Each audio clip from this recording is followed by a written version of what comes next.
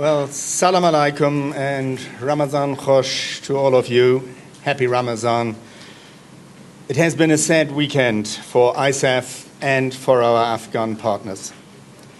Most of you have reported that 38 people were killed when a coalition CH-47 Chinook helicopter crashed on Saturday morning. Those killed include 30 ISAF service members, all of which were American, and also 7 Afghan service members and 1 Afghan civilian interpreter.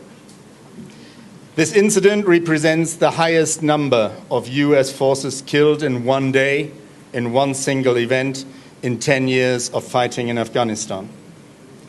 Many heads of state and leading politicians have expressed their condolences. For ISAF, I quote the Commander, General Allen. No words can describe the sorrow we feel in the wake of this tragic loss.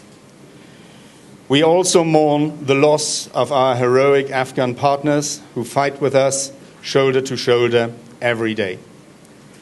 An investigation is underway to determine the exact cause of the crash.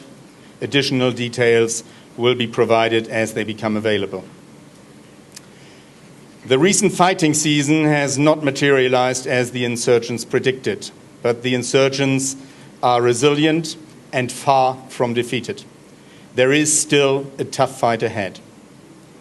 Afghan national security forces are an integral part of the campaign, and they are also standing alone against the enemy more and more. For example, during the attack in Tarin Kot in Uruzgan on the 28th of July, the Afghan National Security Forces and commandos responded unilaterally to fend off the insurgents and protect government officials. The plan of the insurgents was to assassinate government and security officers on that day. They failed. Unfortunately, more than 70 Afghans were killed and wounded as the result of the insurgent attack on that day. One of your colleagues from the BBC also lost his life, and I extend my condolences to you. As they did in Tarin Kot, the various security services often work together to protect the local population. On July the 30th in Kuna province, suicide bombers wearing burqas emerged from a vehicle at Afghan National Police checkpoint. The Afghan local police from the area responded with a reaction force, and the combined Afghan national and Afghan local police team engaged and killed the insurgents. Examples like this are now found across the Afghan National Security Forces and the Afghan local police and throughout the country.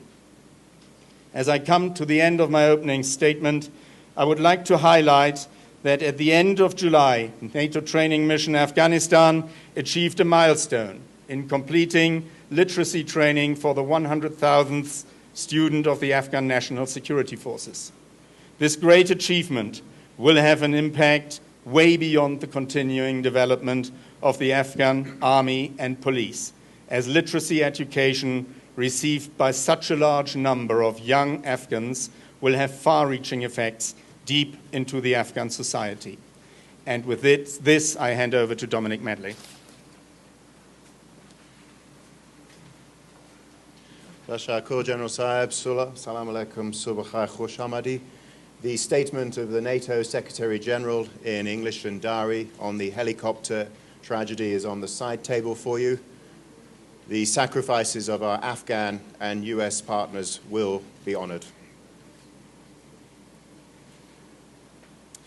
This morning, on behalf of the Office of the NATO Senior Civilian Representative and Ambassador Simon Gass, let me take this opportunity briefly to wish you all, our media colleagues, all the best, and your audiences for Ramadan. Our hopes for a peaceful time, and best wishes, of course, to your families and friends. The NATO Senior Civilian Representative, Ambassador Simon Gass, has been in Afghanistan for 4 months now. In the last 3 weeks, he's conducted 5 extensive one-on-one, in-depth interviews with Afghan media, and I'd like to arrange more for after Ramadan. If your editors would be interested in the opportunity, please contact myself or Shafiq here as well. We also have some khorma, some dates for you. Tofa, as dafta sochangoy. Let me give you a flavor of some of the ambassador's thinking at this time. Key to the weeks and months ahead is to keep the pressure on the insurgency and on the battlefield. In parallel to this is the continuing and extensive training and equipping of the Afghan National Security Forces. The ambassador is continuously impressed with the capability of Afghanistan's forces. Every day they stop attacks across the country, and every day their effectiveness and capability grows. Their strength is growing too towards the target of 352,000. Afghanistan's security forces are showing that they stand and fight in the service and protection of the people of this country. Naturally, for the ambassador and NATO and Afghanistan too, transition is also key at the moment. The process is underway, and you have seen successful ceremonies to mark the beginning of transition. A reminder that in the next 3.5 years, it's expected that different areas of the country will be announced as entering the transition process. As Afghan forces step more into the lead, ISAF forces continue in a support role. That takes me to after 2014. The ambassador has said on many occasions that NATO and the international community are here to stay in Afghanistan as the enduring partnership takes place. As you know, NATO has already signed that enduring partnership with Afghanistan at the NATO summit in Lisbon last year. At that summit, NATO reaffirmed its long-term commitment to a sovereign, independent, democratic, secure, and stable Afghanistan that will never again be a safe haven for terrorists or terrorism, and they secured a reaffirmment to a better future for the people of Afghanistan. The senior civilian representative also recognizes that key areas will further include security, economy, trade, and future development in Afghanistan and the wider regional context. Finally, reconciliation and reintegration.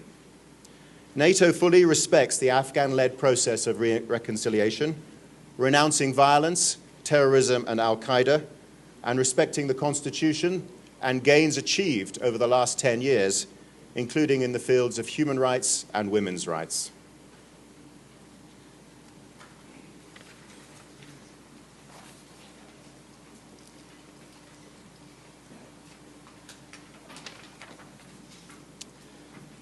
Well, thank you very much for your attention. Before we will continue with questions, I would like to state that on the helicopter incident, I will not be able to pass you additional information to what we have said, as investigations are still ongoing.